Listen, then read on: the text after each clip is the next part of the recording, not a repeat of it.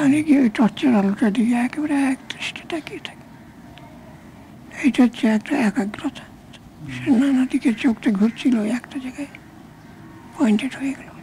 আচ্ছা, এই একটা এলিমেন্ট পেলাম, একটা কন্ডিশন এগুলো। তার সঙ্গে আরেকটা কন্ডিশনকে যুক্ত করো, সেটা হয়েছে অবজারভেশন অফ দি অবজারভার। যে এটা দেখছে সে আবার এটা জানছে যে আমি দেখছি। এই যে জানাটা, যেটাকে বলা চলে সেলফ কনসিয়াসনেস, বড় অর্থে না, দার্শনিক কোনো অর্থে না, আমি যে কনসিয়াস এই সম্পর্কে আমি সচেতন, এই একটা আসতে পারে। এইখানে দেখা যায় যে সাধারণ প্রাণী আর মানুষ দুয়ের মধ্যে একটা মস্ত বড় একটা তফাৎ এসে যাচ্ছে। অনেকগুলি কাজ রয়েছে যা নাকি সর্বজীব সাধারণ, যে কোনো জীব, একটা চোর এলো, একটা কুকুর ভুক ভুক ভুক ভুক ভুক করে তাড়া করলো। আমি একটা লোককে রেখেছি পাহারা দেওয়ার জন্য, বাড়ির জন্য। সে লাঠি হাতে ঘুরছে, একটা চোরটাকে হে হে করে সেও। এখানে কুকুরের ব্যবহার আর তার যে ব্যবহার, দুইয়ের মধ্যে কোনো তফাৎ নেই, একই রকম ব্যবহার করছে। এর মধ্যে হঠাৎ যদি ধরো ওই লোকটার একটা কুবুদ্ধি ভেতরে জাগে, সেই বললে আমি মর, আমি চোরটাকে তাড়া করছি কেন, এ কথা সে ভাবতে পারে। তো কুকুর এ কথা ভাববে না যে আমি তাকে তাড়া করছি কেন। তার এইগুলি পজিটিভ একটা কিছু এসে তাকে আঘাত না করলে পর, তাকে স্টিমুলেট না করলে পরে রেসপন্ড করে না। এটা মানুষ হচ্ছে কি, যে অনেক সময় যে স্টিমুলেটটা লাইট হলে পরেও, এমনকি স্টিমুলেশন না থাকলেও কোথার থেকে তুলে নিয়ে সে নিজেই নিজে একটা স্টিমুলেটেড হয়। এই যে কথাটা, এইটাই তোমার হলো আধ্যাত্মিকতা বলো, যোগ বলো, যা কিছু বলো, সবার মূল কথাটা। এইখান থেকেই জগৎটাকে যেন দুটা ভাগে ভাগ করা হলো। একটা হচ্ছে অবজেক্টিভ ওয়ার্ল্ড, বাইরে দেখতে পাচ্ছি, সে আমি তার অদল বদল কিছু করতে পারি। আলোটাকে দেখছি, তাকালে আলোটাকে দেখবই, এটা একটা মেকানিক্যাল একটা ব্যাপার, আলোটাকে দেখবই। কিন্তু এই দেখার সঙ্গে সঙ্গে যদি মনে করি যে আলোটাকে আমি দেখবো না, আলোটার ওই পাশে যে ওই যে ইয়েটা রয়েছে ওইটা দেখবো, অর্থাৎ ফিল্ড অফ অবজারভেশনের অন্য একটা পয়েন্টে নিজে, তখনই মার্জিনের কতক্ষণ এসে পড়বে। একটা জায়গায় আবার সেই ওয়ান পয়েন্টেডনেস সেই জায়গায় হবে, অন্য জায়গায় হবে না। এইখান থেকে একটা এক্সপেরিমেন্টের একটা ব্যাপার আসে। এরকম করে যদি তাকিয়ে দেখি, ভেবে দেখি, তাহলে দেখবো যে আমাদের সমস্তের মধ্যেই যেটা চেতনা, সেটা অলওয়েজ হবে ফিল্ড। কোনো একটা জিনিসে আমরা কখনোই নেই, সেই জিনিস এবং তার সঙ্গে অ্যাসোসিয়েটেড অন্যান্য জিনিস, এইগুলি নিয়ে আমরা একটা ফিল্ড সম্পর্কে একটু সচেতন থাকি। আচ্ছা, এখন এখানে একটা দার্শনিকের নাম দাও। এই ফিল্ডটাকে আমরা বললাম দ্য ওয়ার্ল্ড অফ মেনি। ফিল্ডের মধ্যে অনেক কিছু দেখবো, তার সবগুলি মিলতেও পারে, নাও মিলতে পারে, এক জাতি হতে পারে। এক জাতি হলেও the question of number rises, এতগুলো সংখ্যা, এইসবগুলি এসছে। ঠিক আছে, এটা ধরলাম, এক সংক্ষেপ এটার নাম দিলাম কনসেপচুয়াল, যেটা মেনি। সেই মেনির মধ্যে থেকে আমরা একটাকে বেছে নিচ্ছি। এই আবার একটা সিলেক্টিভিটি অফ কনসিয়াসনেস একটা আমাদের রয়েছে। তখন প্রশ্ন হবে যে একটাকে বেছে নিই কিসের জন্য, কেন বেছে নিই? কেন বেছে নিই এই প্রশ্নটা এবং কেমন করে বেছে নিই, এই দুটো প্রশ্ন, এই দুটো বলা যেতে পারে এই দুটোই মানুষকে ফিলোসফার করেছে, তাকে সায়েন্টিস্ট করেছে, তাকে ভাবুক করেছে, সব করেছে এই প্রশ্নগুলো থেকে। এখন কেন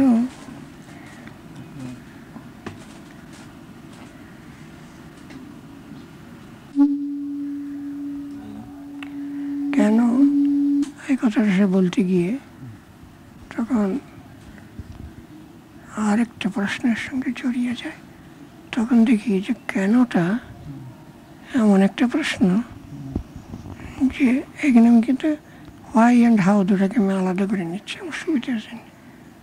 যে হোয়াই কেন হচ্ছে, এটা হলে তখন ওই একটা চেইনের মতন এসে যায়।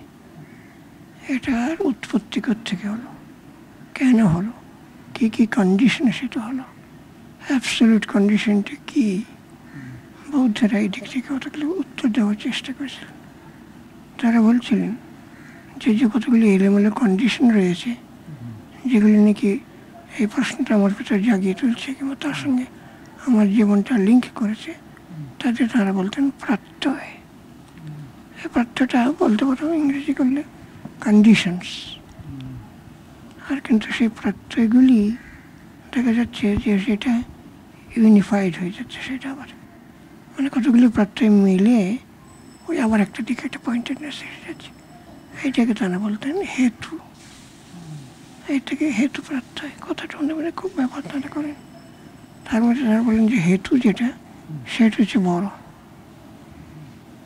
প্রত্যেকগুলি এলোমেলো করে আসছে, তার মধ্যে একটা হেতু সে সবগুলিকে আবার রেগুলেট করছে। এইখান থেকে তোমার রেগুলেশনের কথাটা এখান থেকে এসে যায়। আমরা একটা বিশৃঙ্খল কিছুর মধ্যে একটা শৃঙ্খলা আনবার আমরা একটা চেষ্টা করি। এই যে শৃঙ্খলা আনবার চেষ্টাটাকে এইটাকে তারা তারপরে বললেন যে এইটাকে বলতে গেলে বলা যায় যে এলোমেলো হয়ে অনেক কিছু দুনিয়াতে ছড়িয়ে রয়েছে। আমাদের বাইরের ইন্দ্রিয় দিয়ে হোক কিংবা মনের ভাবনার দ্বারা হোক, আমরা সেগুলো সংগ্রহ করি, কতগুলো স্বেচ্ছায় করি, কতগুলো আপনি এসে জুড়ে বসে, কিন্তু তারপর আমরা সেগুলিকে গোছাতে চেষ্টা করি। কোঅর্ডিনেশন, এই একটা কোঅর্ডিনেশন করে একটা সিস্টেম আমরা তৈরি করি।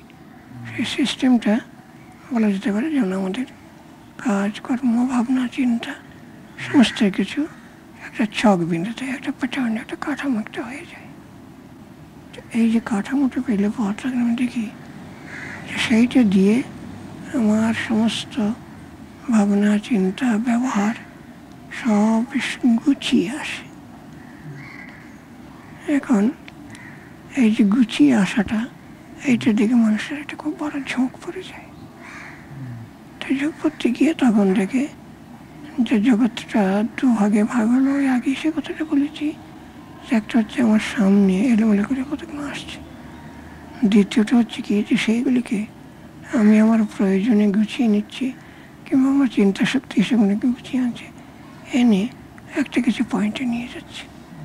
যখন এই দিকে চলে যাই তখন বাইরের এটা ব্লার্ড হয়ে যায়, হারিয়ে যায়, পরিষ্কার দেখতে পাই না। কিন্তু তবু একটা কথা রয়েছে কি যে বাইরের না দেখেও তখন মনে হয় যে ভেতরের যে জিনিসটা এইটাই বাইরের এগুলিকে রেগুলেট করছে। তাহলে এখানে অর্ডার অফ রিয়েলিটি একটা কথা এসে যায়, যেটাকে ওরা নানান এখানে যেমন নাকি বৌদ্ধরা টার্মটা ব্যবহার করেছেন, বৈদিক যুগ থেকে টার্মটার ব্যবহার ছিল। তারপরে অর্থ means what I am seeking, আমি কি খুঁজছি, কি যেটা চাইছি সেটা অর্থ। I am seeking something. সে অর্থের মধ্যে তারা বললেন যে এইটা হচ্ছে একরকম অর্থ, তার চেয়ে এইটা হচ্ছে পরার্থ, তার চেয়ে বড়, এইটা হচ্ছে পরমার্থ, এটা হচ্ছে হাইয়েস্ট। এই বলতে গিয়ে তখন আবিষ্কার করলাম, এইটা একটা গ্র্যান্ড আবিষ্কার, যে আমার জীবনের মধ্যে এইসব অর্থের অনেক তারতম্যে একটা হাইয়েস্ট গুড, যেটাকে ল্যাটিনে বলছে এটা সমম্বনম ওই ইংলিশেই বলা, তোর সমম্বনম যেটা সেইটা এইটাই চাই, এটা হলে আমার আর কিছু দরকার হয় না। এই যে প্রবলেমটা, এই যে প্রশ্নটা কিংবা এই যে ভাবনাটা, এইটা জীবনের পক্ষে কিন্তু একটা খুব বড় দরের ভাবনা। এইখান থেকে বলা যেতে পারে যে মানুষের তার ইন্টেলিজেন্স বলো, তার সাধারণ একটা কোয়েস্ট, একটা ভাব বলো ইত্যাদি সব স্তরে স্তরে সাজানো হয়ে যায়। এখন যদি কে কী চায়, তো এইটা নিয়ে সব নানান রকম, এমনকি কতগুলি তোমার ঠাট্টা বিদ্রুপ করে, কিছু কিছু প্যারোডি করে, আর ঋগ্বেদের মধ্যেও আছে এরকম ঠাট্টা করছে লোকে কী চায় বলে নানাভাবে সংস্থা বলছে যে যারা যজ্ঞ করছে তারা ঘোড়ার ডিম পাচ্ছে ইত্যাদি, এরকম বলে সে কতগুলি তাদের মধ্যে আছে। তো যাই হোক, এর থেকে তারা এই যে অর্থের তারতম্যের থেকে তখন দেখে যে একটা ব্যাপার বলা যেতে পারে যেটা সকলের পক্ষে অনুকূল, সেই ব্যাপারটা সেটা হয়েছে তার ভাবনার পক্ষে অনুকূল। এটা যে যেখানে অনেক কিছু এলোমেলো হয়ে আছে, তাকে যদি একটা সিস্টেমে যদি আনতে পারি, তাহলে আমি যেন একটা স্বস্তি পাই, আমি খুশি হই তাতে। তখন একটা প্রশ্ন উঠলো যে খুশি হওয়ার ব্যাপারটা কি, কেন আমি খুশি হই? এর উত্তরটা দিতে গিয়ে শৈব দর্শনের উত্তরটা আমার মনে এটা খুব ধরছে, খুব ভালো লেগেছে। তারা এটা বলছেন যে এই যে খুশি হওয়াটা বা একটা আনন্দটা যে পাওয়াটা, তার মূল কারণই হয়েছে যে এই যে আমি হাতটা ফেলছিলাম গ্রুপিংটা, সেটা কোনো একটা জায়গায় বিশ্রাম লাভ করলো। কাজে আমরা একটা জেনারেলভাবে একটা বলতে পারি যে আনন্দ যে জিনিসটা, সেটা কিছু না, একটা স্টেট অফ রেস্ট। তা স্টেট অফ রেস্ট যদি থাকে, তখন তো রেস্টলেসনেস থাকবেই, কোয়েস্ট যদি থাকবে, তাহলে এক জায়গায় সেই আর যে সে কোয়েস্টের পর আবার একটা রেস্ট আসবেই, এইরকম ডাবল একটা হয়ে যাবে, দুইটা একটা দেখা দেবে। তো তখন সেই অরিজিনাল জিনিসটাকে আবার আবিষ্কার করতে পারি যে যেখানে আমি রেস্ট মনে করছি, সে রেস্টের মধ্যেও আমি একটা কিছু পাই কিনা। যে ধরো সে রেস্টেই আমি মনোনিবেশ করছি। এখন এখানে আমি এই বর্তমান আমার অবস্থা দিয়ে বলি, এই কালকে থেকে আমার এখানে বোধহয় কোনো একটা ঘষা লেগেছিল, পিঠে যে একটা জায়গায় খুব সেন্সিটিভ হয়ে গেছে পিছনে, এই কোমরের কাছে সৌরের মতন একটা হয়েছে। সেটা কালকে সারা রাত আমাকে যন্ত্রণা দিয়েছে, আজকে সারাদিন যন্ত্রণা দিয়েছে। এই কিছুক্ষণ হলো বোধহয় তোমারই প্রসাদে এটা একটু ঠান্ডা আছে, ওটা কিছু বুঝতে পারছি না। আচ্ছা, এই ব্যাপারটা যখন নাকি হয়েছে, তখন আমার স্বাভাবিক একটা ইচ্ছা হয়েছে, তখন এটার জন্য থাকে না, থাকছি, দূর করতে পারছি না। তখন আমি সে খুঁজেছি যে আচ্ছা, এটা যা আছে এছাড়াও সে আমার মধ্যে এমন কিছু আছে কি যেখানে আমি রেস্ট পেতে পারি।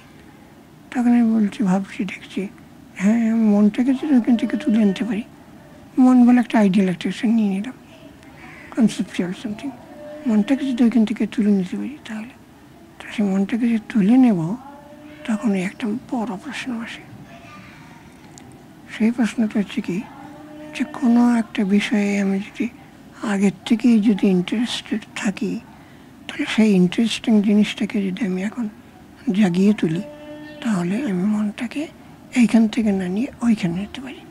ধরো আমার রবীন্দ্রসঙ্গীতটা ভালো লাগে, রেডিওটা খুলে যেত, রবীন্দ্রের গান, যে গানটা শুনতে শুনতে শুনতে ওই গানের সুরটা ওয়ার্ক করছে, আমি ভুলিয়ে গেলাম কোথায় আমার ব্যথা। এই হলো একটা উপায়। এইরকমভাবে বাইরের কথা কোনো উপায় দিয়ে আমরা করতে পারি। আর এটা যদি মনে করি আমি যে বাইরের কোনো উপায়ের উপর আমি নির্ভর করবো না, আমি নিজের চেষ্টা, নিজের ভেতর থেকে একটা কিছু আমি পেতে পারি কিনা, সে তখনই একটা আবিষ্কার এটাকে বলা যেতে পারে। সে আবিষ্কারটা হলো যে আমার মধ্যেই আমি একটা আটার ডার্কনেস যাকে বলে, এমন একটা জিনিস কিন্তু আমি খুঁজে পেতে পারি। আমরা যেটা পারবো কী করে? ডার্কনেস কল্পনা করে করো, খানিকটা কল্পনা, তাতে আপত্তি নেই, কিন্তু কোথাও ডার্কনেসের কোনো ডিরেক্ট এক্সপিরিয়েন্স তোমার হচ্ছে কিনা এটাকে খুঁজে দেখো, দেখিনি। এইখান থেকে কিন্তু তোমার এই পতঞ্জলির যোগের একটা ব্রাঞ্চ আরম্ভ হয়ে গেল একেবারে। সে তার মধ্যে তারা সেই কথাটা বলছেন যে তুমি যতক্ষণ পর্যন্ত জেগে আছো, ততক্ষণ পর্যন্তই তোমার এই সমস্ত প্রশ্নের ঝামেলা। তুমি তো 24 ঘন্টায় জেগে থাকো না, তুমি তো ঘুমিয়ে পড়ো। যখন তুমি ঘুমিয়ে পড়ো, তোমার কী অবস্থাটা? এই কথাটা তিনি নিচ্ছেন তারা উপনিষদ থেকে। তারা বলছেন যেমন জাগ্রত ঝামেলার একটা জগৎ, তাহারই কতগুলিতে আমি ইন্টারেস্টেড। যখন নাকি সে আমি ঘুমিয়ে পড়লাম, তখন সেগুলি আবার ভেতর থেকে জাগতে লাগলেন ড্রিম। ড্রিম নিয়ে অনেক অ্যানালিসিস ফ্রয়েডের ইত্যাদি সবের মধ্যে পাবে। তারা ড্রিমের মধ্যে একটা মিনিং একরকম দেখছে। আমাদের দেশে ড্রিমের ওই ফ্রয়েডিয়ান মিনিংটাকে বড় করে নিয়ে বাসনা বলে এটাকে পাশ কাটিয়ে গেছে। বলছে যে এই জিনিসটাকে, ড্রিম দেখাটাকেও ফ্রুটফুল করা যেতে পারে। তারা বললেন যে একটা প্যারালিজম টানা যাক, আমি ডিপ থিঙ্কিং করছি, করতে করতে তার ভিতর তন্ময় হয়ে যাচ্ছে। আমার সামনে অনেক কিছু ফ্ল্যাশ করে যাচ্ছে।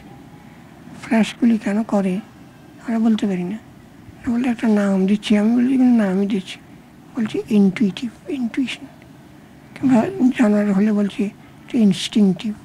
তা আমার যা ফ্ল্যাশ করছে এটা আমি সচেতন, সেলফ কনসিয়াস, আমার সামনে একটু ফ্ল্যাশ করে যাচ্ছে, ইনটুইশন বলছি। তারা এটাকে একটা নাম দিয়েছেন, এটা মনে হয় যেটা আরও মিনিংফুল নামটা। তারা বলছেন যে এগুলি হচ্ছে প্রাতিভা সংবিত। সংবিতটা হচ্ছে একটা টোটাল নোয়িং, যেন এটাকে একটা ওই একটা ফিল্ডটাকে পুরো কপি করে জ্ঞান দিয়ে এই জিনিসটা সৃষ্টি করতে গেছে নিজেই, হ্যাঁ, এর ভেতর থেকে ক্রপ আপ করে।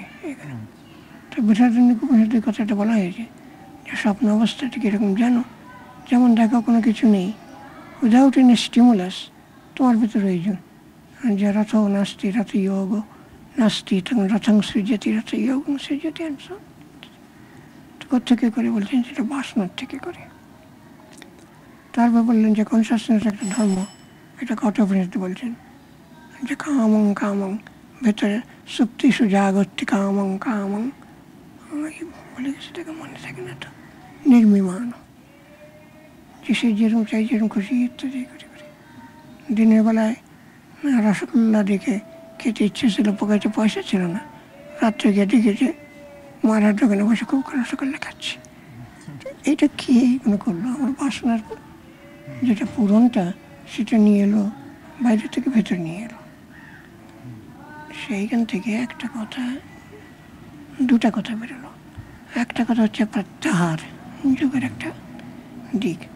আর একটা কথা রয়েছে কি, একাগ্রতাটাকে অবলম্বন করে নিরোধে চলে যাওয়া, একটা ব্ল্যাঙ্কনেসে পৌঁছে যাওয়া। এবং সমস্তটার মূল কথা হলো যে যেমন নাকি হিপনোটিজমের মধ্যে একটা জগৎকে অন্ধকার করে দিলে তবে আরেকটা জগৎ ফুটে ওঠে। তুমি এখানে দাঁড়িয়ে দাঁড়িয়ে রাস্তার এই সমস্ত দেখছো, তখন তোমার ফিজিক্সের প্রবলেমটার মাথায় ঘুরছিল, মাথা তপ্ত, তুমি একটু রিক্রিয়েশন জন্য এখানে আসছো, দেখছো, তখন ওইটা কিন্তু ব্যাকগ্রাউন্ডে গেলো, ওইটা ফোরগ্রাউন্ডে গেলো, কতক্ষণ পরে ওইটা আবার ঠেলা দিল, তা যাচ্ছে কী দেখছি, আবার ওইটা দিকে তুমি বলি, এর মতো অল্টারনেট করছি আমরা। তো সেই অল্টারনেট করাটা বাইরের কোনো উপলক্ষকে না রেখে শুধু এই সংবিতটা যেটা বলা হচ্ছে সেলফ অ্যাওয়ারনেস যেটা রয়েছে সেইটাকে অবলম্বন করেই আমি ওটাকে আনতে পারি কিনা। এইটা করলে পর একটা ব্যাপার হয় কি, ঘুম যে ব্যাপারটা, ঘুমটা চেঞ্জ করতে থাকে।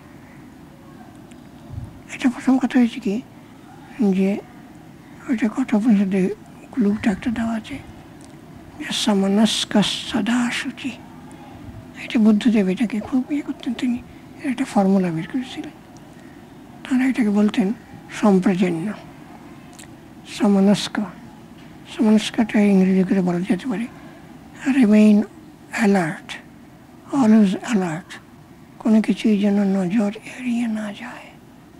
এই আর সদা শুচি, সব সময় নির্মল থাকো।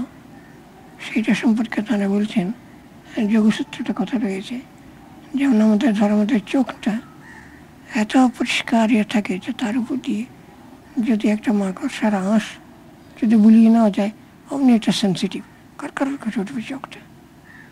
এইরকম যা নাকি ফরেন কিংবা যা নাকি এলিয়েন, যা তুমি পছন্দ করো না, এমন কোনো চিন্তা তোমার ভেতরে আসবে মাত্রই যে হুঁশিয়ার হুঁশ।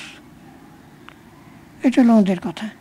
রামকৃষ্ণদেব খুব সিম্পল এইভাবে বললেন যে মানুষ কাকে বলি, যার মান আছে আর যার হুঁশ আছে। কীরকম হলো যে মান আছে যে মনে করে আমার কিছু করবার রয়েছে না, তুমি মানুষ কিসের, আর করবার আছে যে সেটা তুমি কখনো ভুলছো না।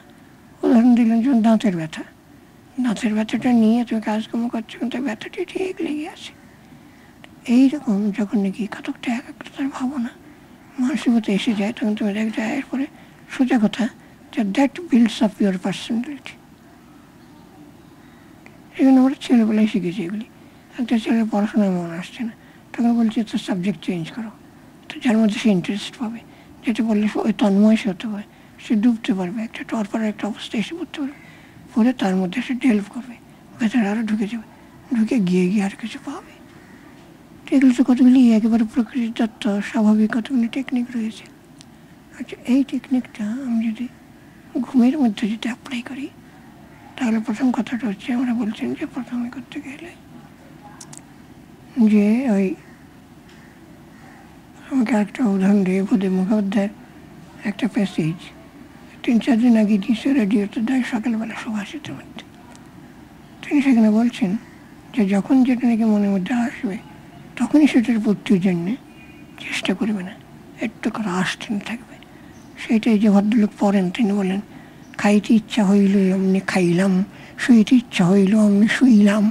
এরমভাবে তিনি বিষয়টা ভেঙিয়ে ভেঙিয়ে বলে গেছেন যে এটা ঠিক না, একটু বিচার করবে কেন করতে যাচ্ছে।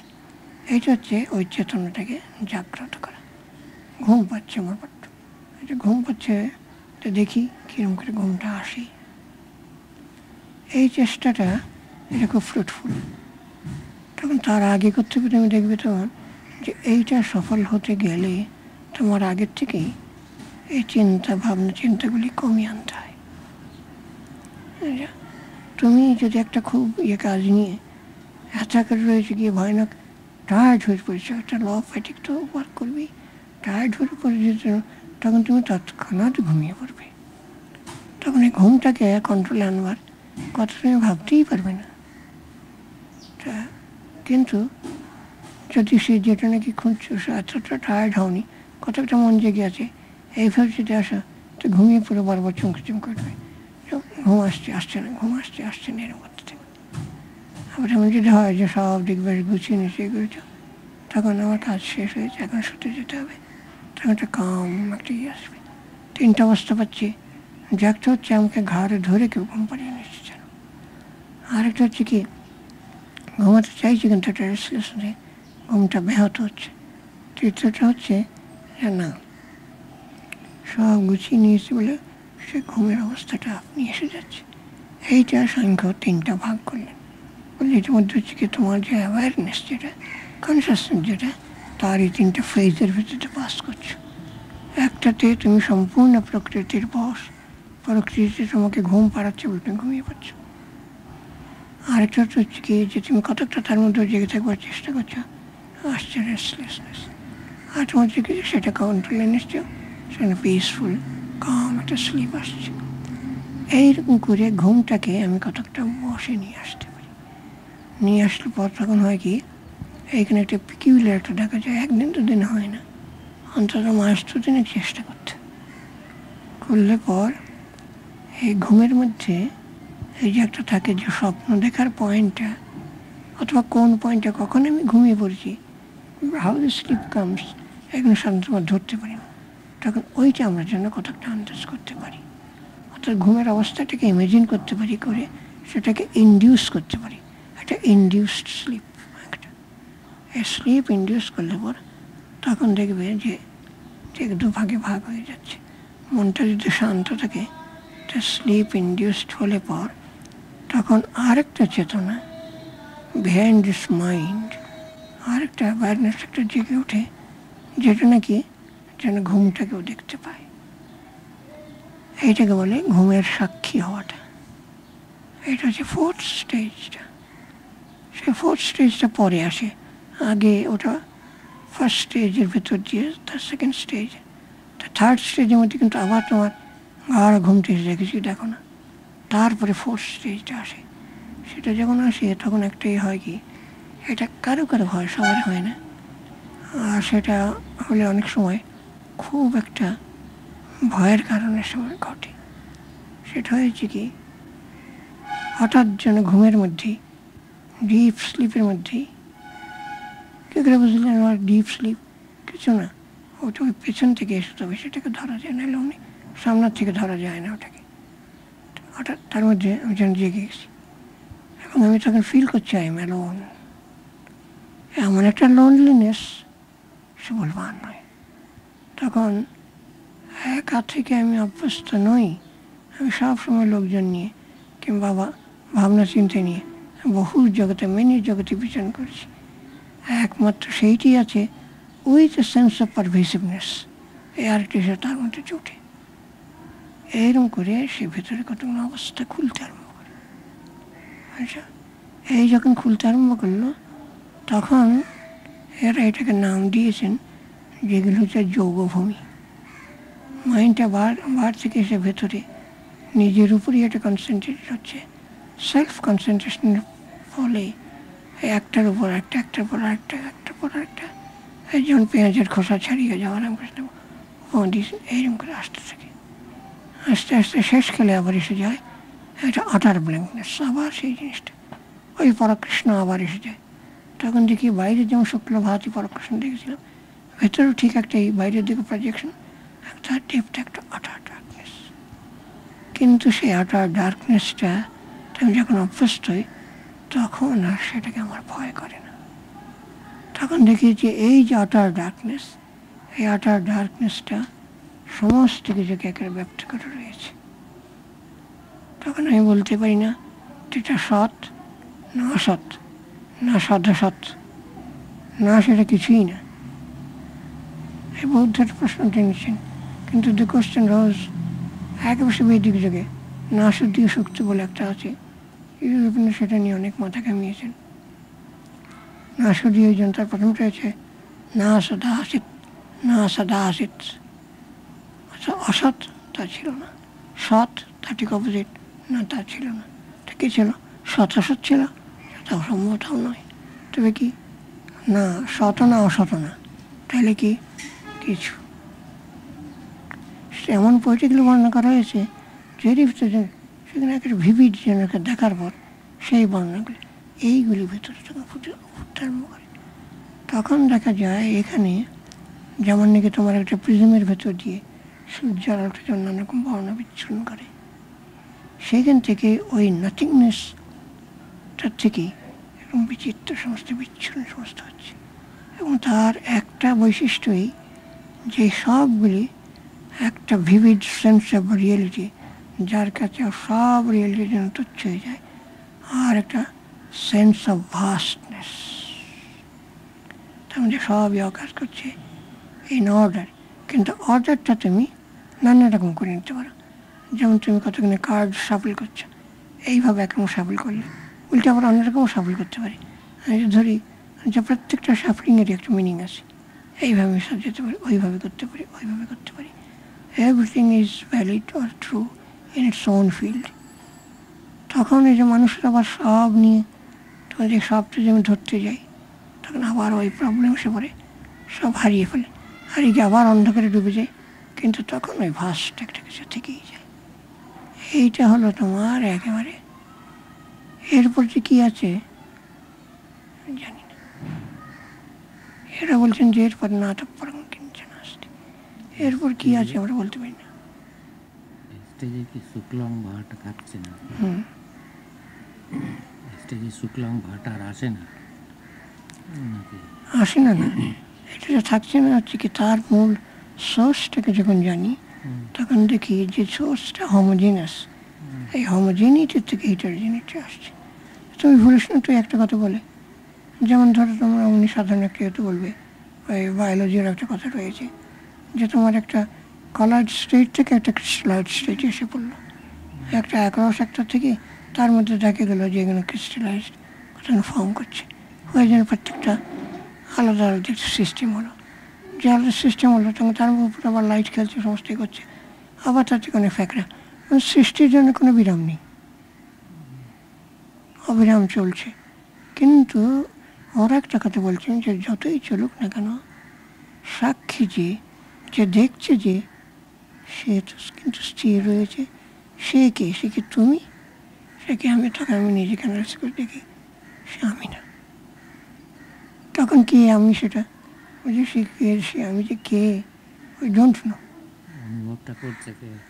হ্যাঁ, সে অনুভবটা করছে কে? তার অনুভবিতা। এখন তিনটা আমরা বলি ত্রিপুটি বলে বেদান্তে, বলছে যে আমি অনুভব করছি, এই জিনিসটাকে অনুভব করছি, এই দিয়ে অনুভব করছি। আমার চোখ আছে, আমি দ্রষ্টা, আমার দর্শন শক্তি আছে, আর এই ছবিটা আমার দৃশ্য। তিনটা ত্রিপুটি লয় হয়ে গেল, কিন্তু যার থেকে তিনটা বেরিয়ে এলো সেইটার সেন্সটা জাগলো। যার জাগলো সে একটা ভাস্ট। এই কয়টা পয়েন্ট পেলাম।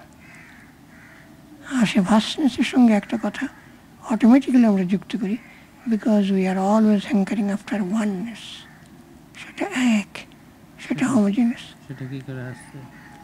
সেটা যে হচ্ছে কী করে, তো যখন তোমার আসবে তখন দেখবে যে একই গেলে পরে তোমার মনটা বিশ্রাম পায়, তখন ওই রুলটা ধরবো, যেখানে গিয়ে আমার যেন কোয়েশ্চেনে বৃত্ত হয়।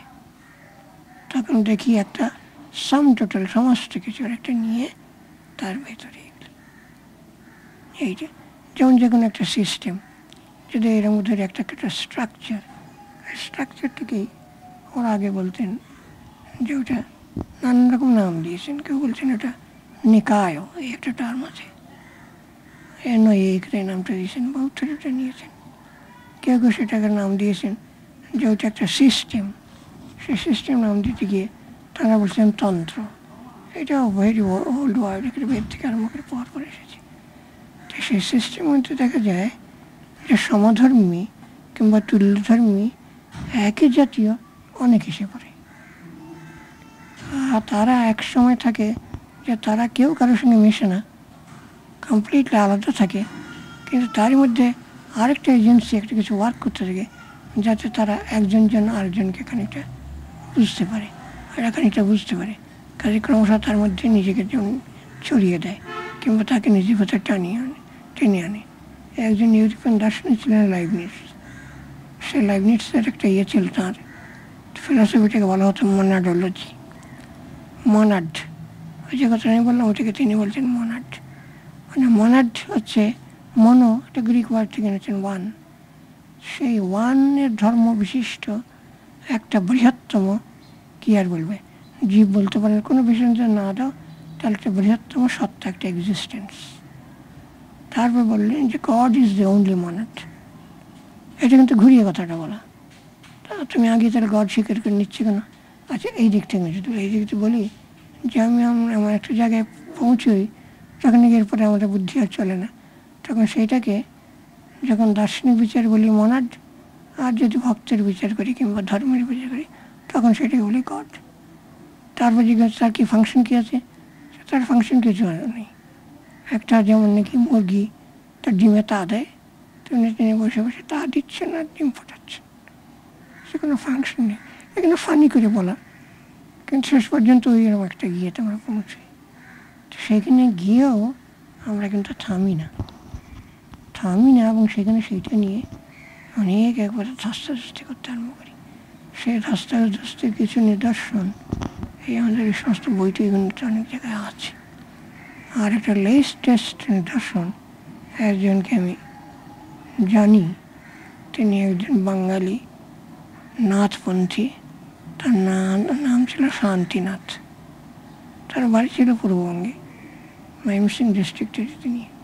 তিনি বাবা গম্ভীরনাথ ছিলেন গোরখপুরের, তাঁর শিষ্য। এই শান্তিনাথ এইসব যৌগিক পর অনেক তিনি একবার করেছিলেন, করে টুরে তারপর শেষকালে তার ভিতরে ডাউট একটা এসে গেল যে এগুলি যে জানছি কি সম্ভব, is this the final truth? সেই সময় আমি ওই লাইভ স্ট্রিমটা অনুবাদ করি। লাইভ স্ট্রিমটা অনুবাদ করলে বোধ হয় তাঁর চোখে বোধহয় পড়েছে। শান্তিনাথ আমার চেয়ে বয়সে বোধহয় 10-12 বছর সিনিয়র হবেন। তিনি একখানে প্যাম্পলেট আমার কাছে পাঠিয়ে দিলেন, আর কিছু না, ডাক এলো প্যাম্পলেটটা। তার মধ্যে দেখলাম যে তিনি ওটা নাম দিয়েছেন তত্ত্বজ্ঞান কি সম্ভব। আর রিলেটিকে কেউ জানতে পারে না, অ্যাগনস্টিক আকারে অ্যাটিটিউড নিয়ে ওই সমস্ত ফিলসফিটা বইটা সবটাই তিনি 16-17 পৃষ্ঠার মধ্যে একটা সমালোচনা করেছেন, এর কোনটাকে তুমি রিলেটি বলবে। তা তার কথা আমি আগেই জানতাম যে শান্তিনাথ তো এরকম আছে একজন। তার আমি আর জবাব, তার কোনো ঠিকানা দেননি, কিছু জবাব দেওয়ারই আমি কী রয়েছে, তার যে বিশ্বাস যেরকমই। তারপরে কিছুদিন পরে তার আমি দুখানা বইয়ের সন্ধান পেলাম। তার নাম হচ্ছে critique of religion and philosophy.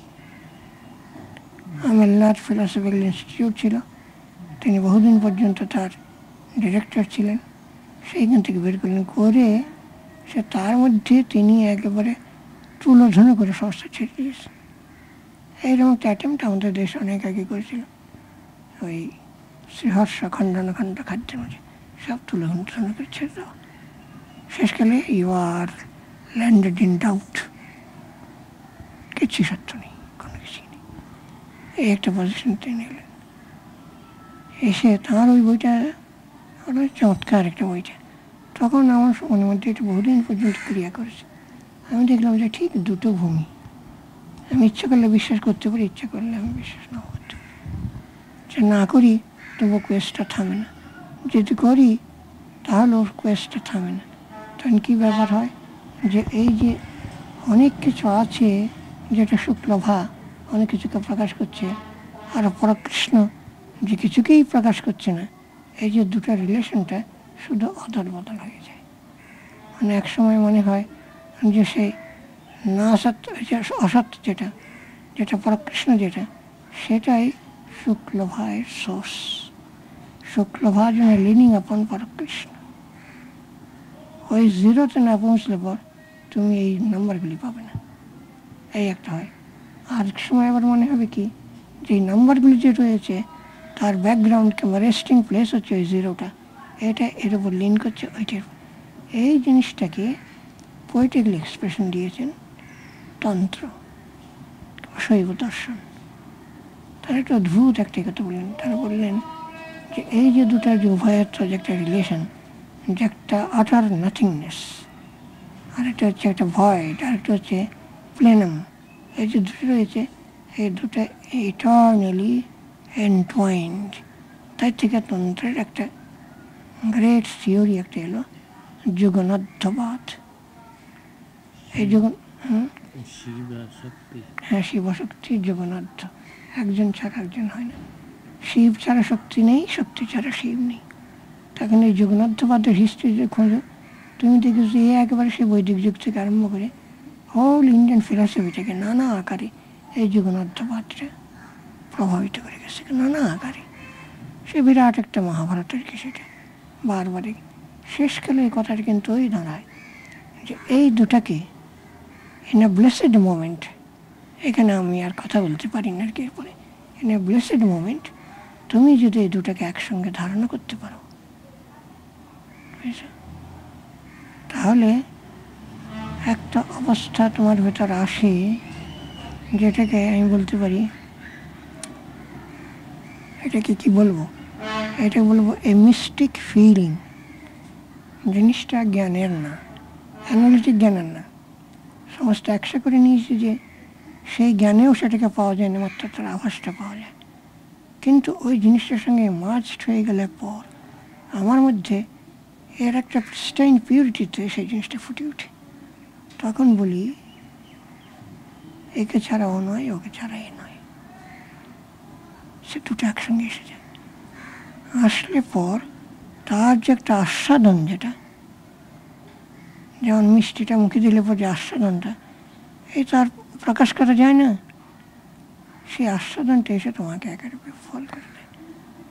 তারপর থেকে সম্ভবত একটা টায়ার্ডনেস অফ ফিলিং একটা কিছু আসে, যখন বলে যে আর এই ওয়াইল্ড গুস চেজ, আর আমি পারি না, এবার জীবন মরণ দুদিক হতে লবে আমায় টানে, টেনে নাও, টেনে নাও, টেনে ইউ সোয়ালোইং মি আপ। কিন্তু সেটা কোনো নেগেটিভ ফিলসফি না, সেটা হচ্ছে ওই ফিলিংয়ের আউটার ট্রান্সেন্ডেন্স। আচ্ছা, এইটাতে তোমার যদি থাকবার কিছুটা সময় যদি আসে, তখন দেখবে এই যে বায়ুন একটা কথা, তার অনেক আগে এটা উদাহরণটা দিয়েছে কীরকম, যাজ্ঞবল্ক্য পর্যন্ত বলে গেছেন। তিনি বলছেন, সম্ভবত তিনি এটা মৈত্রীকে সম্বোধন করে বলছেন।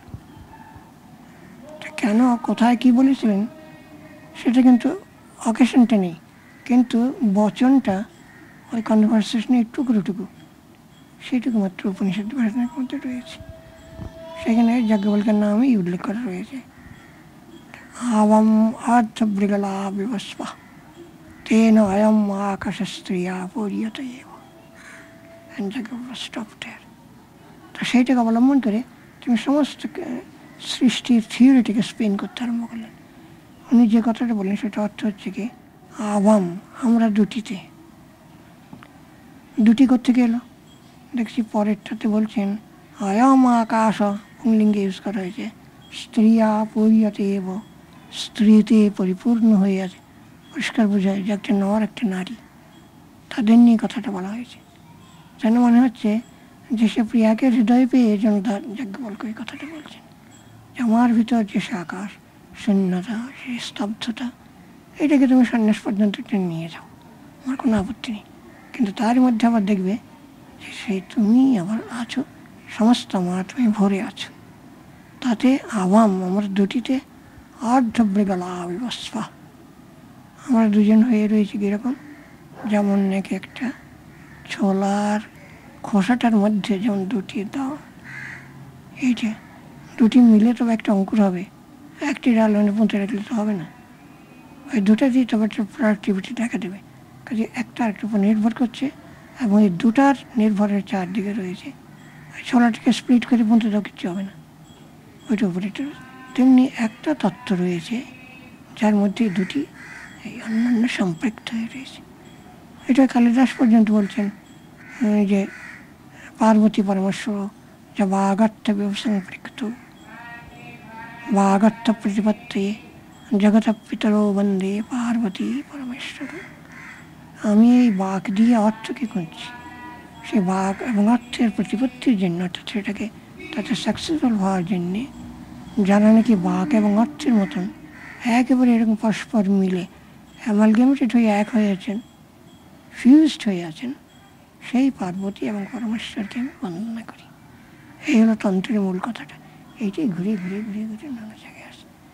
সেটাকে বলছেন যাজ্ঞবল্ক্য এক জায়গায় বলছেন যে আমার যেটা নাকি পরম realisation, final realisation, which is beyond all this cosmic, পরপর বর্ণনা দিয়েছেন এইরকম সিম্বলিক বর্ণনা।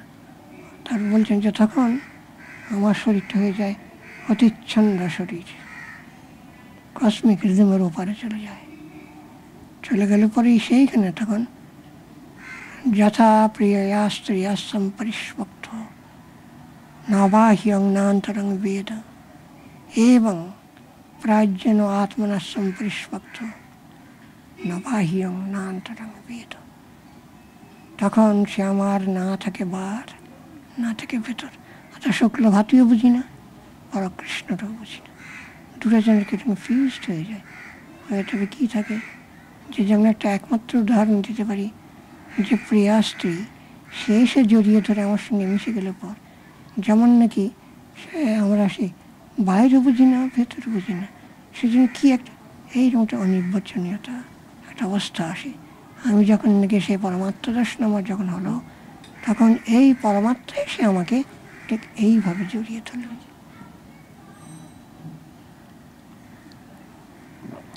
না দিও না, তো এই যে পরমাত্মা, এখানে কিন্তু পরমাত্মা শব্দটা সংস্কৃতে পুংলিঙ্গ, কিন্তু এটা মিন করা হয়েছে একটা স্ত্রী সত্তাকে। আমরা গ্রামারের দিক থেকে তাই থেকে একটা প্রশ্ন ওঠে যে তারা ফাইনাল যে রিয়েলিটি যেটা, সেটাকে আমরা একটা বায়াস দিয়ে ম্যাসকুলিন বলি করছি, ঈশ্বর বলি, হি বলি, এই সমস্ত বলি, কিন্তু এটা সিও তো হতে পারে। তাই বইটিকে বলেন যে এটা হিও বলতে পারি না, সিও বলতে পারি না, আবার ছেড়ে দাও মামলা, ওটা ইট। তো ইট হলে কোন ধর্ম, যা ইট থেকে হি সি এর দুটো বেরিয়ে এসছে, আর হি সি দুটো একসঙ্গে হয়ে রয়েছে। এই একসঙ্গে হয়ে থাকাটাকে তারা বলেন এটা সম্পরিস্বঙ্গ। স্বঙ্গ হচ্ছে জড়িয়ে ধরা, এন্টওয়াইন করে একবার দুটিতে এক হয়ে যাওয়া। এই যে এক হয়ে যাওয়াটা পরি, চারদিক থেকে জড়িয়ে ধরা, একে অপরকে জড়িয়ে ধরতে ধরে সম্যক একেবারে দে মেল্টেড ইনটু ইচ আদার। এই যদি হয় তখন যে অবস্থাটা দেখ মিস্টিক স্টেটে, এইটাই এই সুফিও বলছেন এই কথা। অল সুফি দর্শনের মূলে এই সুরটা। ওই তোমার যেটা টাবিস্ট বুদ্ধিজম তার মধ্যে ঠিক এই কথা, জাপানি যে জেন তার মূলে এই কথা, এই সমস্ত কিছু মানে এদের মূলে এই কথাই রয়েছে। সবার মূলে হচ্ছে this complete fusion of two discrete principles which are discrete only to the mind but not to the, আমি এখন এই জায়গায় শ্রী অরবিন্দ থেকে ধার নিয়ে বলতে চাই, টু দি সুপার মাইন্ড। এরপর সুপার মাইন্ডকে এরপর আমি ঠিক একটা নতুন আবিষ্কার বলে আমি ঠিক স্বীকার করতে পারি না। নতুন একটা কিছু আবিষ্কার নয়, ওই যে বিয়ন্ড ডেসক্রিপশন যে অবস্থাটা আসে, because it is beyond mind, কিন্তু মাইন্ড রিয়েলি সাবজেক্ট অবজেক্ট, এই রিলেশনের ভিতরে দেখবো, লজিকের ভিতরে দেখবো, because it is beyond mind এই পর্যন্ত। তারপর সেটার উপর কারো নেই। এই সুপার মাইন্ডকে কে কত রকমভাবে অনুভব করেছেন তার কি ঠিকানা আছে। এই যে লাস্ট অনুভূতিটাই বা কী করে বলো, শ্রীরাবন্ধ বলেননি we belong to the noons of the future.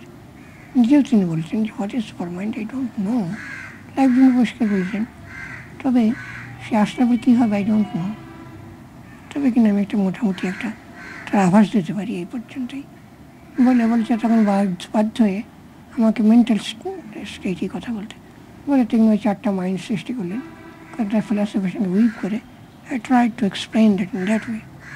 তো এইরকম মাইন্ডের যে ধারাটা ঠিক একেবারে রেপ্লিকা বলতে গেলে আমি পেয়েছি শৈব দর্শনে। বৌদ্ধদের আছে এরকম কি 11টা না কটা মাইন্ড? বৌদ্ধদের অন্যরকম। এরা যেটা নাকি বলছে শিবশক্তির মতো সাধনার ভূমি করতে করতে 11টা না 12টা ভাগ করেছে, সে অনেক রয়েছে। 11টা 12টা বেদের মধ্যে 22টার কথা আছে।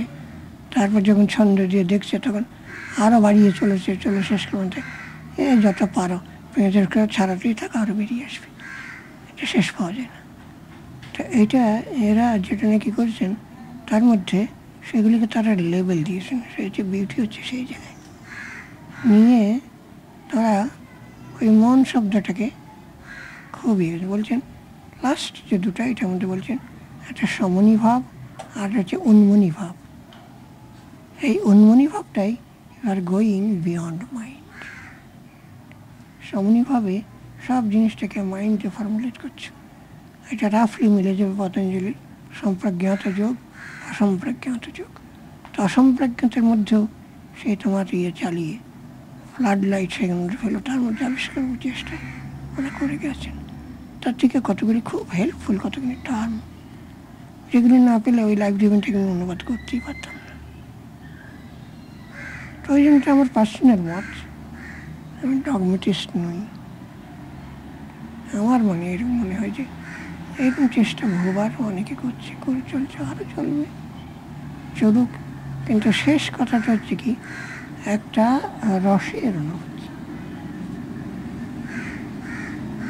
এখন বাউল খুব সহজে কথাটা বলে দিন, বললেন চোখে দেখো গায়ে মাখো ধুলা আর মাটি, প্রাণ রসনায় চাক্ষে দেখো টেস্ট ইট, রসের সই খাঁটি।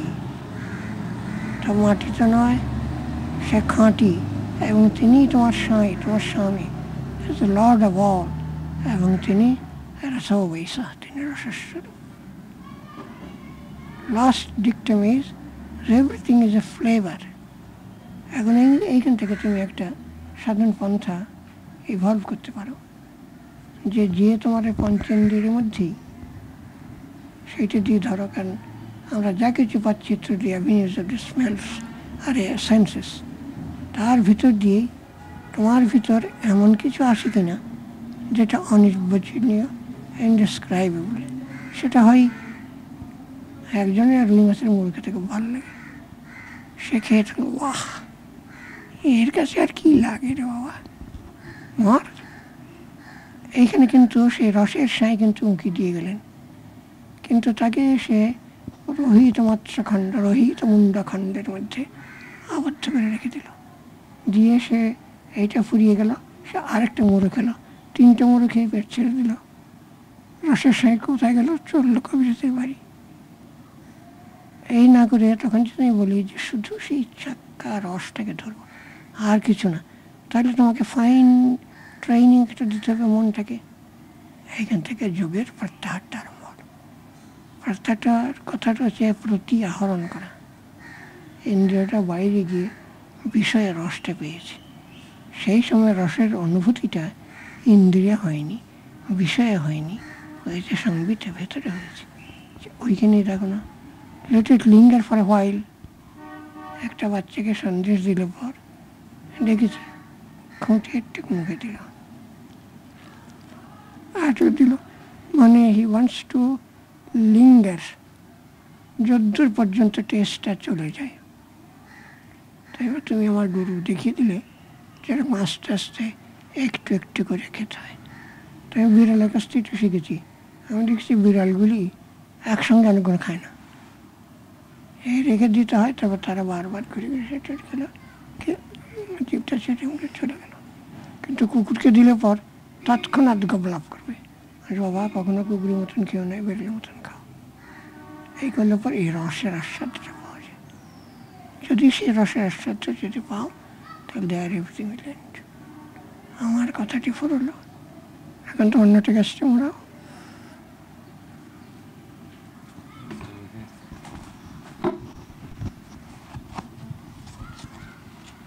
অনেকখানি হলো, আজকে আর না। কি প্রশ্ন নিয়ে এর মধ্যে তোমার জ্ঞাতার্থে একটু বলি, যদি মনটাকে ফাঁকা করবার চেষ্টা করি না, তো বোকার মতন কথা, মনটাকে ফাঁকা করে সে ফাঁকাটাকে একটু ধরবার চেষ্টা করো। আর সেটাকে এইখানে আরেকটা হিন্ট তোমাকে দিচ্ছি, যে সেইখানে এই রসটাকে আরেক উপায় পাওয়া যায়, যদি if you concentrate upon your spinal cord, এ সুষুম্ন মার্গ, এটা একটা বৈদিকী, তার মধ্যে সুষুম্ন মার্গ, এইটা স্পাইনাল কলমটা, যেমন এই রডটা আছে নিয়ন লাইটের, ঠিক তেমনি করে সমস্ত মেরুদণ্ডটা এইখানে একটা হাত বড় যেন একটা বাল্বের মতন, সেই কিন্তু একটা রড চলে গেছে। তো যে কোনো ফিজিওলজির বই দেখবে ছবিটা, এখন সেইটাকে ওরা আঁকা বাঁকা মধ্যে হতো না, ধরোটা স্ট্রেইট, আর তুমি কনসেন্ট্রেট করলে পর আঁকা বাঁকার কথাটাই উঠবে না, এটা স্ট্রেইট স্ট্রেইট, সেটা এসে এসে ভেতর থেকে গিয়ে ওইটা ভেতরে এটা পিয়ার্স করে একেবারে ওই তোমার যেটাকে বলে ওরা মূলাধার নাম দিয়েছে, যে তোমার সিট একেবারে যেটা যেখানে আমরা এই করে বসি সেই পর্যন্ত, ওই ফিজিওলজিতে বলে পেরিটোনিয়াম নাকি বলে, সেই পর্যন্ত কিন্তু এটা একটা স্ট্রেট লাইনের মতন হয়ে যায়, ক্রমশ হয়ে যায়। এই যে এটা হওয়াতে কতগুলো লক্ষণ প্রকাশ পাবে। একটা প্রথম লক্ষণ একটা হচ্ছে কি, যে তুমি ভেতরে একটা খুব ডিপ একটা অনুভব করবে। হাউসম্যান একজন বড় ইংরেজ কবি ছিলেন, তিনি ওটা তাঁরা এটা নাম দিয়েছেন সোলার প্লেক্সাস। তিনি বলতেন যে যদি সোলার প্লেক্সাস যদি স্টিমুলেটেড না হয় তো কেউ কখনো কবিতা লিখতে পারে না, এই কথাটি বলতেন। তো সেইটাই কীরকম, এইটা তুমি কখনো অনুভব করে দেখবে। আমি মেয়েদের কয়েকজনকে আমি জিজ্ঞাসা করে আমি জেনেছি এই কথা। একটি মেয়ের কথা এখন মনে পড়ছে, সে এই কথা বলতো, তার একটা বাচ্চাটা মরে গেল পরে, কিন্তু সেই বাচ্চাটা পেয়ে সে এত মত্ত হয়ে গিয়েছিল, সে বলবার নয়। তারপর সে একদিন আমার সামনে শুইয়ে দিল সেটাকে, হাত পা নাড়ছে করছে, তা বলছে দেখো দাদা কীরকম মনে হচ্ছে জানো, বলছে হাত পা নড়ছে আর আমার মেরুদণ্ডের ভিতর দিয়ে শিশির করে উঠে মাথার মধ্যে যেন ওটা আরো ফুটে উঠছে। আর বাবা যে কোনো যোগী তো ধ্যান করতে গিয়ে এই জিনিসটাই পায়, ওর সাথে বাচ্চাটার মধ্যেই পেল বাৎসল্য রসের ওই তো রস অনুভূতি। তাহলে এই রসের অনুভূতিটা যেটা, সেটা ওই সোলার প্লেক্সাসটা। কোনো একটা খাদ্যে যে তুমি রস পাও আর সেটাকে যে যৌগিক রস করতে চাও, তাহলে তুমি তো ওইটার মধ্যে তখন দেখবে যে রস অনুভূতিটা বাইরে হচ্ছে না, ওটা ওই প্লেক্সাসটাতে হচ্ছে। এটা হচ্ছে মিস্টিক সেন্সটাকে ডেভেলপ করবার একটা উপায়। আর রিসেন্টলি আমি এটা নিয়ে কিছু ওই এক্সপেরিমেন্টেশন বলতে পারো, আমি আর কি এখানে পরিবারে কি এক্সপেরিমেন্ট করবো, আমি কিছু লিখে কিছু এরকম আইডিয়াটা দেবার চেষ্টা করেছিলাম। তার রেসপন্স যেটা এসেছে তাতে আমি বুঝতে পেরেছি যে এগুলো কীরকম মেকানিক্যালি ঠিক হয়ে যেতে পারে, অর্থাৎ সর্বমানব সাধারণ। আমি অন্য কোনো কথা বলিনি, কিচ্ছু বলিনি, কোনো হিন্ট কিচ্ছু দিইনি, শুধু কয়েকটা কথা এরকম ভাবে বল। তার থেকে সে এলো যে ঠিক ডেসক্রিপশনটা যেটা এলো সেটা যেন ওই সহস্রার থেকে মূলাধার পর্যন্ত এইরকম করে যাওয়ার ঠিক এরকম। আর সে বললো সেই মধ্যে বলছে যে সেটা একটা কম্পালশন, আমি না দেখে পারছি না, না অনুভব করে আমি পারছি না, আমি এইটা বিষয়ে ভাবতে মোটেই চাইছিলাম না, কিন্তু সামথিং কম্পেলস মি টু।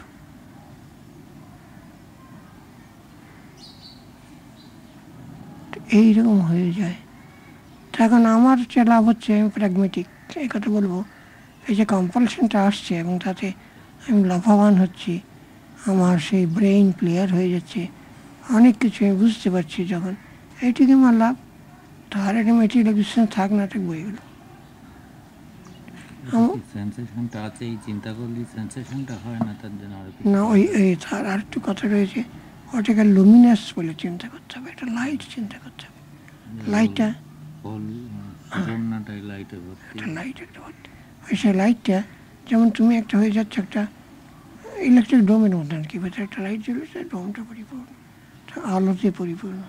এই কিছুদিন পরে শরীরটা খুব লাইট ফিল করবে, ফিল করার পর তখন মনে হবে তুমি যেন একটা পোরাস বডি, তার ভেতর থেকে তেজটা বেরোচ্ছে, যা থেকে তারপর হয়তো তো ডিপ কনসেন্ট্রেশনে একটা সেই ইয়ার অবস্থা এসে যায় কি না, কী বলে জ্ঞান শূন্যতা, আত্মার একটা ভাব এসে যায়, ওইটাকে বলে সেই স্বরূপ শূন্য ব্যবস্থা মাঝি, পতঞ্জলিতে বলছি সমাধির অবস্থাটা।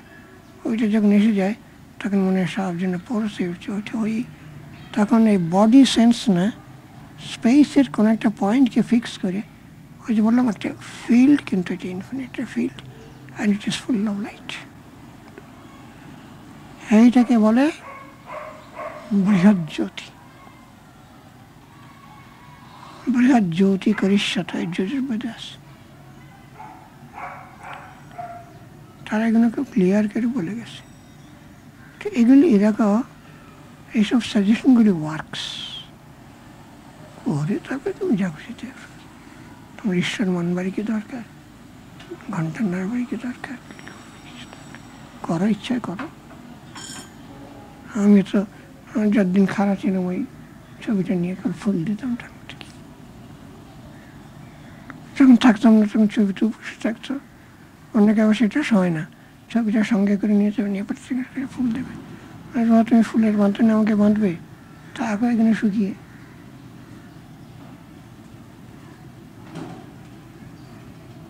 এখন পারি না, আমি বলিও না, আমাকে যা আসে বলতে দিয়ে দাও। তোমার ভাগ্যে থাকে কোনো দিন পায়, ভাগ্যে না থাকলে পায় না, না পারে না।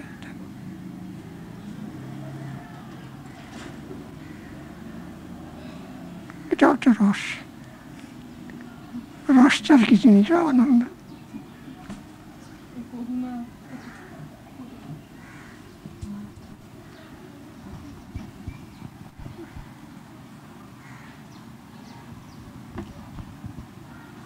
হলো